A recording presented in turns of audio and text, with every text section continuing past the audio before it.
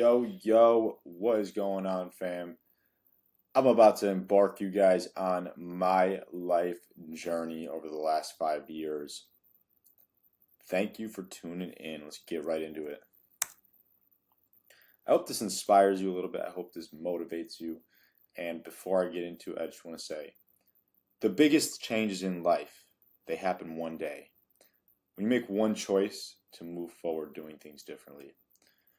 So who is Juan Gasque? Juan Gasque is a former drug addict, entrepreneur, motivational speaker, NASM certified personal trainer, and a master life coach. So before I dive into my story a little bit, I just want to give you guys some of my beliefs, what I stand for, because if you stand for nothing, you fall for anything. So I truly believe that in this one life, we are reborn as many times as we want. And that all starts with the process of eliminating vices, building positive habits, and finding ways to continually step into a better version of the person you were the day before. And once you start to eliminate these vices in your life, you start to find you got some extra time on your hands. That's where you can then use that time and energy that you used to use to engage in those negative behaviors, those negative habits, to fuel you towards something positive. So my story, truly my story's, gets pretty emotional, so I'm going to really try to touch on some pain points, let you guys know how I was able to overcome some of these rock bottom moments and ultimately turn my pain to purpose. Number one, how to stop being a victim and become a victor of your life. Number two, how to start using pains from your past, things you've been through, is motivational drivers to fuel you for success. Number three, who here is still searching for their purpose? So if you're still searching for your purpose, this webinar will give you some clarity on things you can do moving forward to find out what your calling, what your purpose is in life. And why not now? What better time to start than today? Get motivated, take action. Listen, the best time to start was yesterday, but yesterday's in the past. The second best time to start is today. The moment you think about taking action is the second you should take action, because any time after that is not promised. All you have is the present moment. Take action today. I hope this next 20, 30 minutes of me going into my story motivates you a little bit and lights that fire under your ass. Let's go. So let me know in the comments before I kind of get into my story, who here has maybe tried to commit suicide or battled with addiction, because so have I. And you should be proud of yourself. You're still here. You're still here right now. And no matter how far out you are from overcoming that addiction, that can start today. You can put an end to that old negative lifestyle today. So after a near-death experience, a couple near-death experiences, I was able to overcome addiction by the grace of God. I was formerly addicted to Xanax, Percocets, cocaine, alcohol, partying, clubs, casinos, porn, hookers. And to make matters worse, every single day I would smoke weed. There wasn't a second of the day that went by where I wasn't high. I loved to smoke. It was backwoods, blunts, joints, bongs, bolt, whatever you had, I was smoking it. So from the age 13 to 25, I smoked pot every day. First thing in the morning, last thing before I went to sleep at night. I couldn't function without it. Today, as I'm filming this webinar, I'm 377 days sober. And out of everything I've been able to accomplish in my life, moving into my dream condo in Miami, building my dream body through the gym, helping other people build their bodies, their business, being sober is by far my greatest accomplishment. Sobriety is a superpower. So it all started during COVID. I want to bring you guys during COVID, back to those COVID days. It was my senior year of college, final semester, and the pandemic had hit, sending everybody home around the country to finish the semester from home. Me, I never finished the semester. It was my last semester, and I ended up dropping out and working full time for my buddy's landscaping business. You know, these were very uncertain times, and I didn't feel right, stuck at home trying to finish the degree off my laptop. I told myself I'm going to take some time off, and if anything, I'll go back once times get better. I want to actually do this thing like I started from the classroom. So I decided to drop out working for my buddy's landscaping business, and this was up in Buffalo. I moved out of my parents' house, moved into this ghetto Section 8 house in the hood of Buffalo, working landscaping all day, partying all night. 3 friends of mine all living in the same house led to some crazy times, some good times, some bad times, some good memories, some bad memories. So after 1 full year of doing drugs every single day, working and losing my weekly paycheck at the casino, I had a breakthrough. So I was gambling heavy every single weekend I was in the casino, if not 4 or 5 times a week. Just looking for a breakthrough, looking to win. I had a few small wins, and that's kind of what kept me going. But I was also surrounded by people who love to gamble, love to smoke, love to do drugs, love to party. So you're an average of the 5 people you spend the most time with. If I'm around those people, I'm going to be doing the same thing. So after going to the casino week after week after week and losing, I finally had a breakthrough. I met this Chinese man at the casino, and he introduced me to a game called Baccarat. Quickly, I learned how to play the game, and I was hooked. They say this game is the best odds in the casino, and I made $500 the first night. And within the first month of playing this game, I made $10,000, and I said I'm going to quit my landscaping job, and told myself I was going to be a professional gambler. Remember, I called my buddy up. I was like, dude, I'm not coming in tomorrow. I didn't even tell him why. I was like, I'm not coming in tomorrow. I didn't want to get anyone's feedback on what I was doing. So I just thought I was right, as any drug addict did. And I was like, bro, I'm done.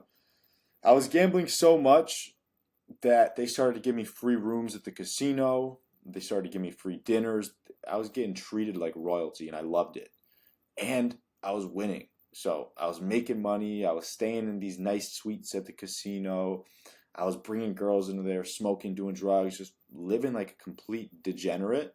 And at the time, I thought I was on top of the world. So I went on a hot streak. I turned $10,000 into about $40,000, and I bought myself a car. I started to travel the country. I took a trip to Miami, to LA, to Vegas, where I won even more and splurged on designer clothing, hookers, exotic cars, just a crazy, crazy lifestyle, living such fast-pacedly. And what ended up happening was the hot streak came to an end. So after riding this hot streak for about 2 months, my luck started to fade, because anyone who's gambled before knows eventually you're going to lose. You can't win forever. So just as much as I was winning, I had started to lose time after time again. And when you don't have self-control as a gambler and you're doing drugs, you're going to chase that win. So that's what I was doing. I was chasing those wins that I had had. And what happened was it just led to me losing even more. Before I knew it, I was back at square one, living with my mom again in her 1-bedroom apartment, sleeping on her couch at 22 years old. I was desperate for a change.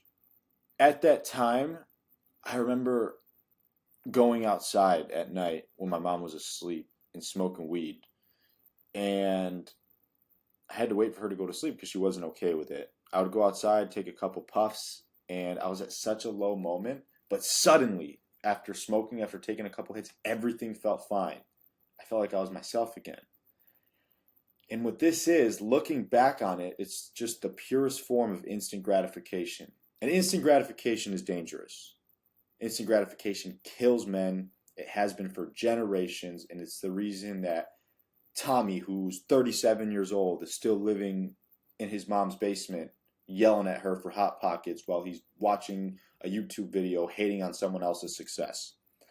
Don't be Tommy. Find a way out.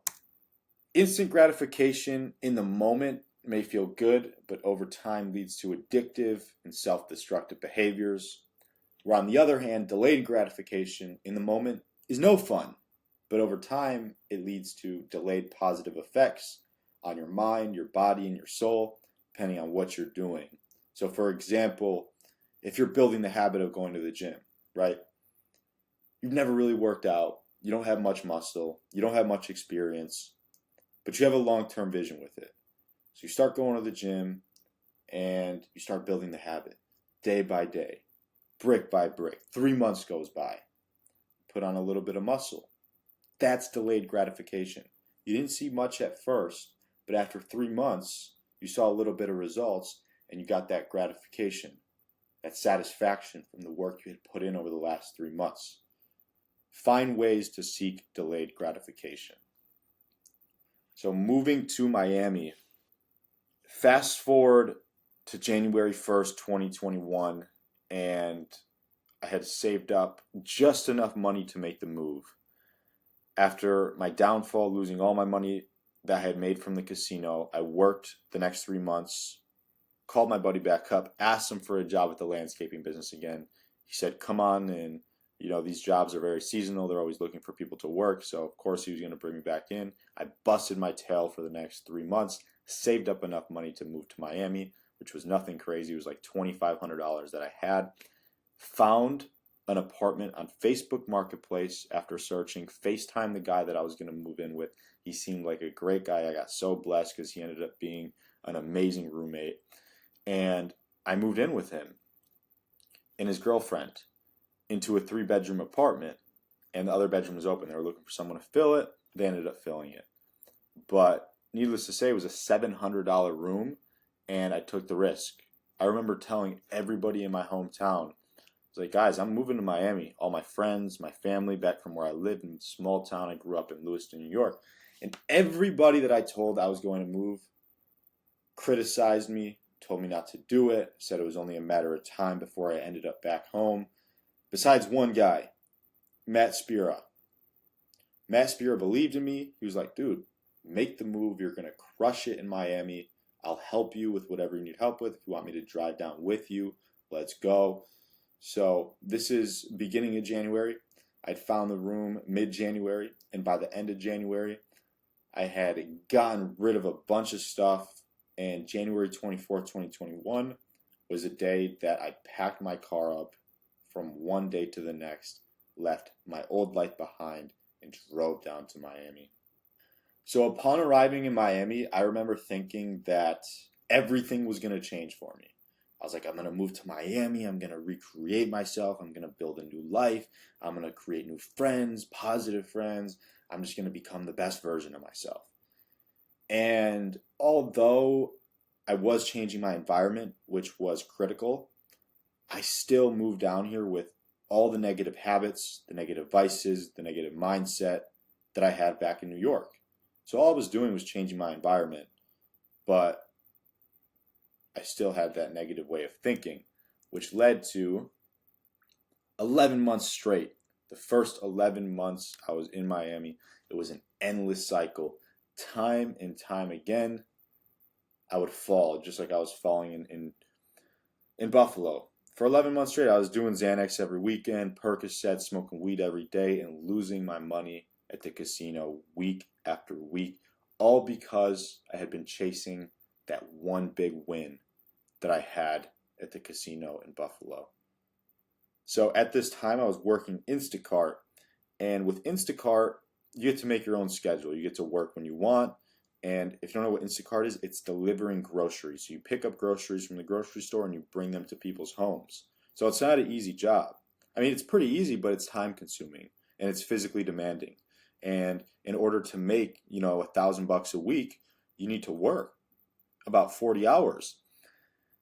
So I was busting my tail. I was making about $4 or $5K a month. My bills were about $2,500. And with the rest of the money that I was making, I was going to the casino every weekend, trying and chasing that one big win. And then one night, everything changed for me, and I'll remember this night forever. It was the night that I tried to take my own life. 24th, 2021. I was at the casino. I was high on Xanax bars, and I had lost all my money. I had a bag full of Xanax. Rent was due in 5 days, 6 days. Lost all my money. I went to my car, and just a little backstory, right? So when I got to the casino, I didn't win a single game. I had about $1,500 in my account, and I told myself, I'm just going to play 500. Rent's due in a week. I'll have enough to pay the rent. If I lose it, whatever. Played that 500, lost it. And then, like any gambler, I was like, I'm going to get it back. So I took out another 500, lost that. Down $1,500 left in my account.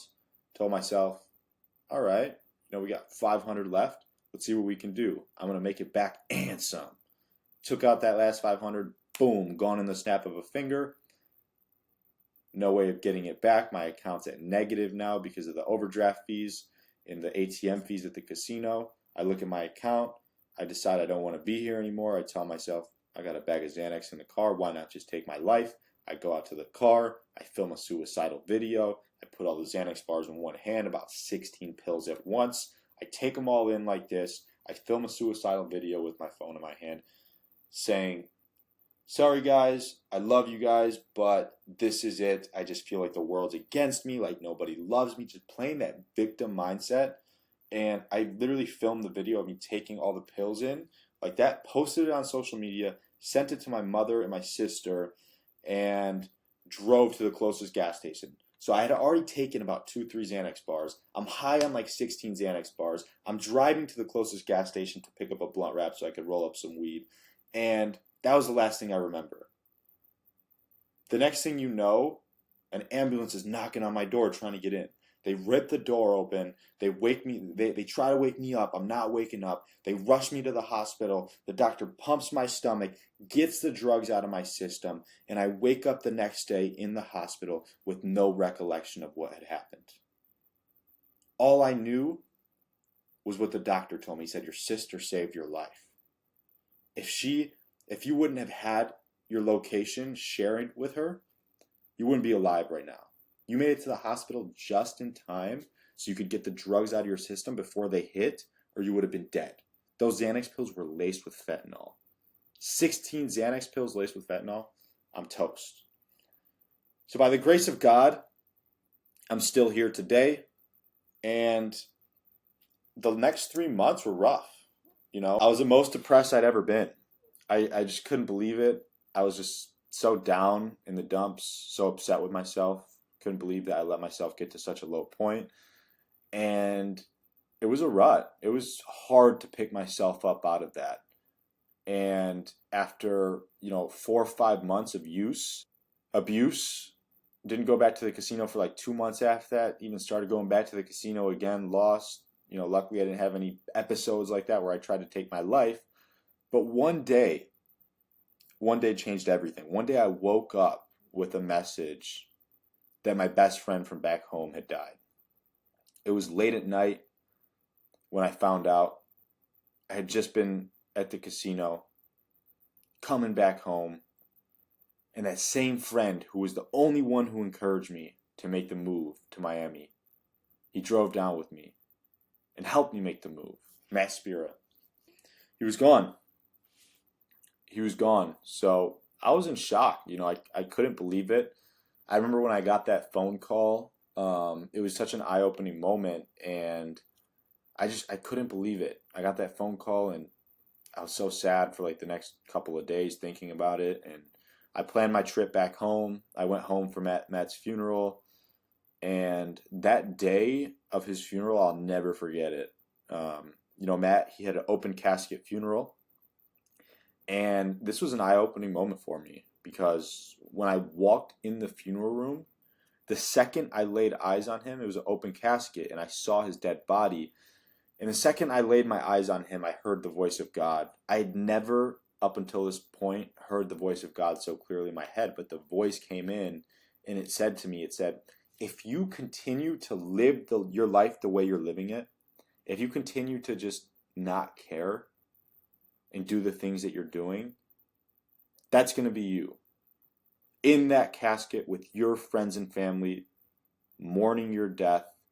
And that was just such an eye-opening moment for me, because me and Matt, we were living the same life.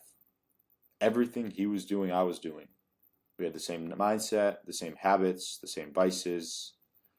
We would smoke, we would take pills, we would talk all the time. And I knew when I heard that, because I didn't want to die. I didn't want to go out like that. So for the next 2 weeks, I was meditating on that voice. It's like, God, what do you mean? What do you mean when you're telling me that if I continue to live the way that I'm living, that's going to be me? I don't want that to be me. Show me a way out, Lord. Lord, if you're real, show me what I need to do to move forward differently, to do things differently, to make sure that that's not me in that funeral casket. This is Matt right here. This was us at the casino. This is the day that we arrived in Florida after the long drive down. So after arriving back home from Miami, from the trip to my hometown for Matt's funeral, I knew that I needed to change. And I started to just meditate on that voice, pray about it. And after 2 weeks of meditating on that voice that came in when I laid my eyes on Matt in the open casket, that voice came back in. And it said, go get a gym membership. Sign up at the gym, something you've never tried before.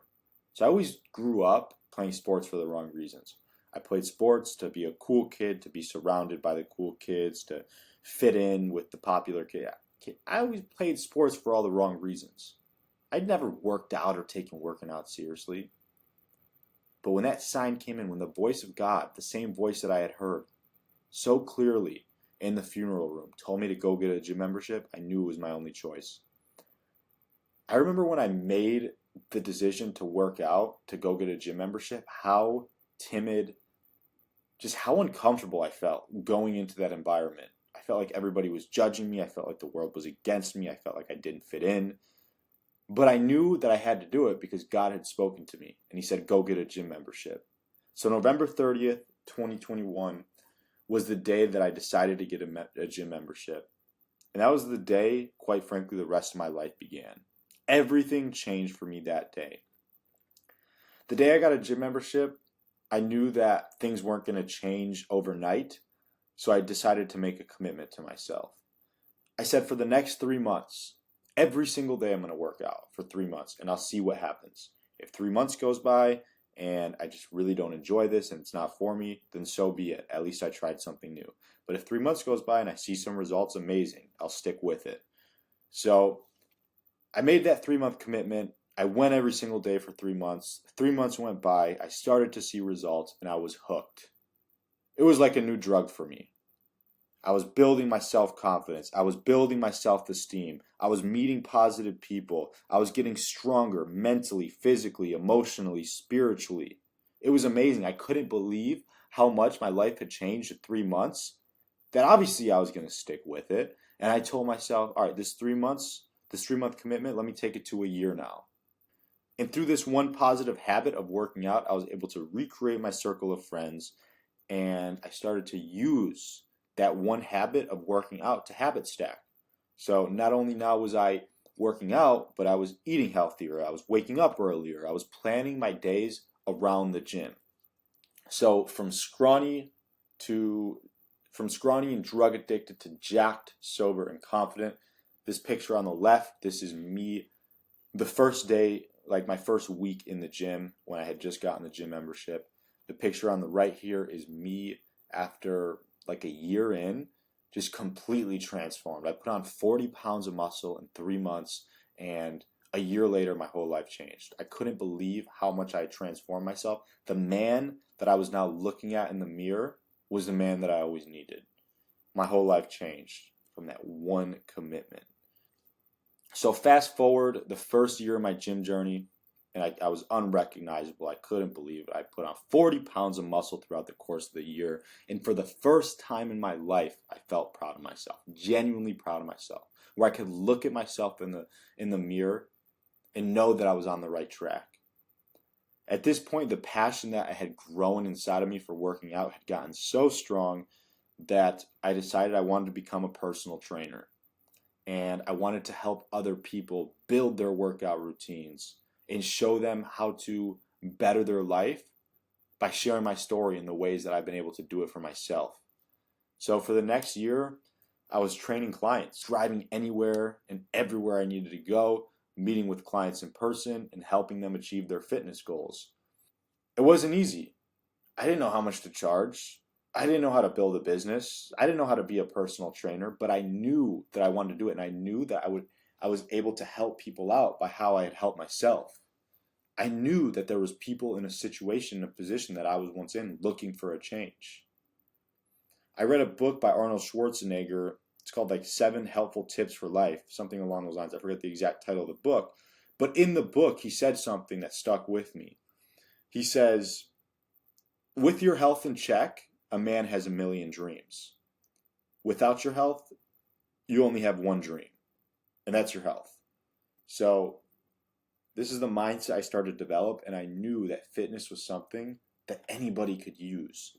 So I started to dive deep into that, and I got my first couple clients. Here's one of the first clients I had, my buddy Andrew. This is his 3-month transformation. He's a former college athlete, played football for Clemson University. I remember when we met, he came up to me at SLS pool party on South Beach. He was like, yo, you are in phenomenal shape. He came up to me at the pool with my shirt off. He's like, I don't see any guys around this pool in shape like you are. How did you do it? And he started to ask me for tips. And this is like right during that time when I was looking for clients, trying to become a personal trainer. So I gave him some advice. I gave him some tips, brought him some value right there, told him a little bit about my story. And I was like, yo, I'm a personal trainer. You know, if you want to get back in the gym, you want to get back to how you used to be in those college football days, let's get it. We started working together, and 3 months in, he put on 20 pounds of muscle and started to really get his physique to pop. You know, as you see on the left, he wasn't in terrible shape, but on the right, he was in phenomenal shape. 3 months. This is my buddy Brendan, one of my clients. This is his 3-month transformation right here. On the left, he was like 230, 240, and then over here on the right, he's about 210, 220. Had lost 20 pounds in 3 months. Looks amazing. Looks even better now. This is a little bit outdated. This is Dan, 3-month transformation from overweight to shredded. This guy put in the work. Like, this is a transformation that you get when you follow the blueprint, you follow the plan, you don't ask if, ands, or buts, you just do what you need to do, you lock in. This is the kind of transformation you can get. As you see on the left, he was out of shape, fat. On the right, beach body, great physique, confident. This is what it takes. Steph, 3-month transformation. This is my sister, and I helped her out. You know, I was looking for testimonials. I told her the blueprint, gave her some value, got on a couple calls with her, told her step by step what she needed to do. And then in 3 months, she went from being fat, overweight, skinny fat, I would say, not really fat, to beach body, sexy, in amazing shape. So after training clients, my clients were seeing really amazing testimonials. It was satisfying. They loved it. I loved it. Life was good. And I was seeing success in my own life from a system that I had created to help people transform their life through fitness. And because of that, I discovered a newfound purpose. I wanted to reach more people. I wanted to expand my impact. So I decided to put my clients on pause and get into online coaching. Said, in order to reach more people, there's only one of me. So unless I open a gym and hire a bunch of trainers under me, I'm always going to be limited to how many people I can help in person. But if I build a business online, I can help endless amounts of people. There's no limit. So that's when I put my clients on pause and I started to dive deep into online coaching. I hired a mentor. I learned all about it. And I started to build a business, an online business. I started to build out my course. And from there, I built a 3-month transformational program built on the foundation of eliminating vices and building positive habits. This program is made up of 3 phases from month 1 to month 3. Each phase is a month long, and each phase is made up of 4 exercises, weeks 1 through 4. Each phase and exercise leads to the next, The exercises go by week, and this program is strategically built so that by the end of the program, you don't only have a gym routine, you're not only eating healthier, but you have a list of positive habits, a daily routine, structure in your life, non-negotiable daily tasks to hit and follow to assure your success. If you follow this blueprint, there's no chance that you could fail. The only thing that I can't do is I can't come knock on your door, say, all right, it's time to go to the gym, pick you up out of bed and force you to go to the gym. I can't physically do that. No coach can. But what I can do is I can make it easier than ever for you. I can simplify the process from A to Z, give you a blueprint that works, that's proven to work, and that's it. You just got to play your part. So on October 27th, 2023, fast forward a couple years later, this is about a year ago, I was living a great life. And I was really happy with where I was at, almost too happy, where I was getting complacent. And because of that, I was going out a lot. I was sleeping around, I was drinking a lot, doing drugs and smoking. And this part of me I hadn't let go of. I was so happy because I transformed myself through the gym and I had an amazing habit and I was helping other people. But when the weekends came around, I still thought of, partying and clubbing and drugs and alcohol and all that as having fun. I had cut out the casino completely. I wasn't doing that, but everything else I was still doing.